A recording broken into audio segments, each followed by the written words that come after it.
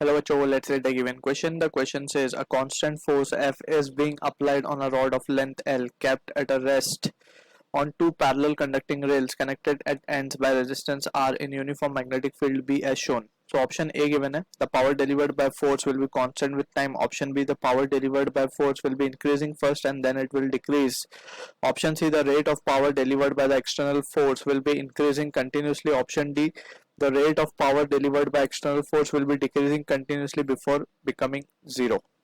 So to understand this question, we need to understand about the concept of motional EMF under external force. Motional EMF under external force. So यहाँ पे situation हम समझते हैं कि यहाँ पे जो फोर्स हमने अप्लाई की है, अब ये फोर्स की वजह से कंडक्टर क्या होगा, टुवर्ड्स राइट चलना स्टार्ट होगा. अब क्योंकि मैग्नेटिक फील्ड के अंदर रखा हुआ है, so we can see from the figure ये एंड जो है इसका पॉजिटिव टर्मिनल बन जाएगा, ये एंड नेगेटिव टर्मिनल बन जाएगा.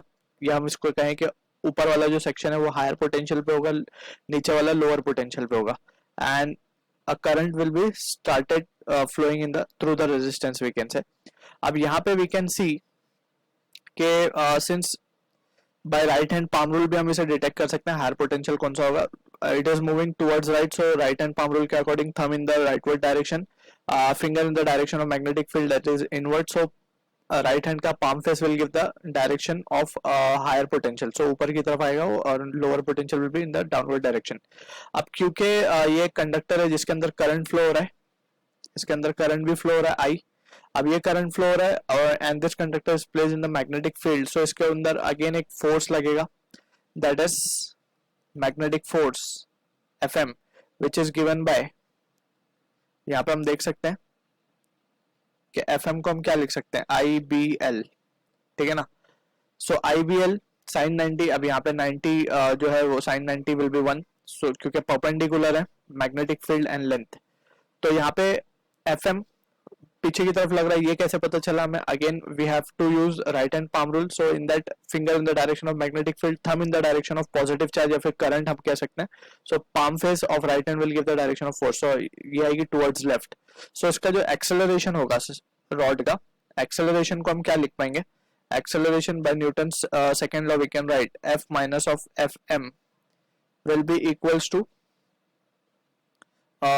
mass into acceleration if m is the mass of rod. So acceleration की वैल्यू आ जाएगी F minus of Fm upon m, and further if you solve it, so F minus of BIL upon m.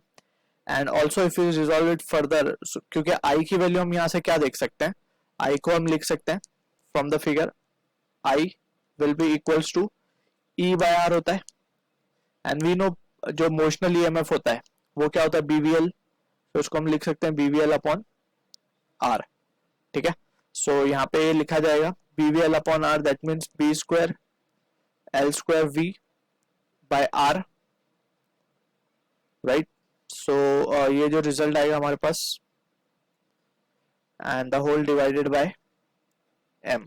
So on further simplification acceleration का जो value मिलेगा, acceleration को हम क्या लिख सकते हैं, dv by dt, and it will comes out to be Fr minus of B square L square V upon Mr.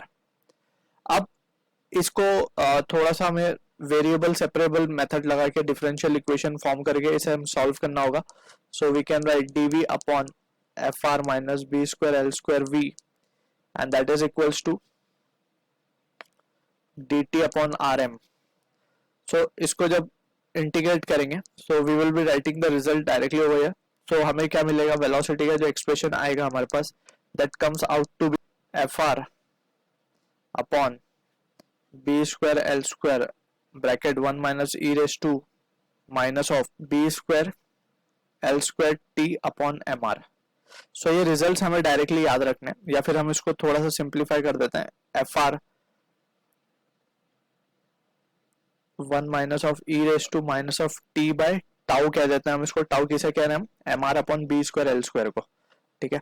So ये रिजल्ट हमारे पास आ रहा है वेलोसिटी का, एंड ये जो एक्सप्रेशन है हम इसको कह देते हैं, लेट्स से ये जो एक्सप्रेशन है हम इसको कह देते हैं V मैक्स. ये मैक्सिमम वैल्यू हो जाएगी वेलोसिटी की. तो अब हम यहाँ से देख सकते हैं कि जो वेलोसिटी है वो टाइम पे डिपेंड कर रहा है. So it is means we can say it is not constant, it is getting varied with time. ठीक है, तो यहाँ पे वेलोसिटी तो हमें पता चल गया। अब वेलोसिटी के बेसिस पे we can write the value of power. So power क्या होता है, फोर्स इनटू वेलोसिटी। अब क्योंकि वेलोसिटी ही वेरिएबल है तो पावर भी क्या होगा, वेरिएबल होगा, so it can not be constant with time, so this can be discarded, option A. The power delivered by force will be increasing first and then it will decrease. So यहाँ पे अगर हम t को directly infinity डाल दें, so we can say at t equals to infinity v की value क्या correspond करेगी, v मैक्स को करस्पॉन्ड करेगी। ठीक है ना, डायरेक्टली मैक्सिमम हो रहा है, so it is not getting decrease. तो यहाँ पे ये ऑप्शन में भी it can be discarded.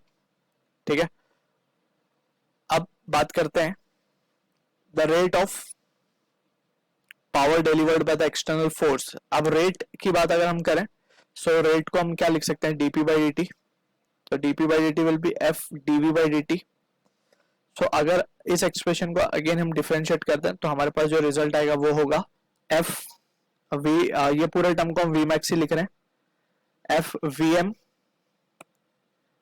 e raise to minus of t by tau upon tau.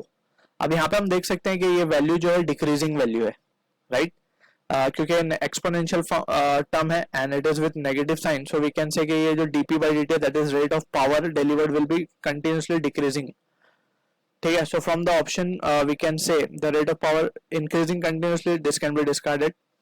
अगर हम ऑप्शन डी देखें, the rate of power delivered by external force will be decreasing continuously before coming to rest. So yes, this option is matching with it.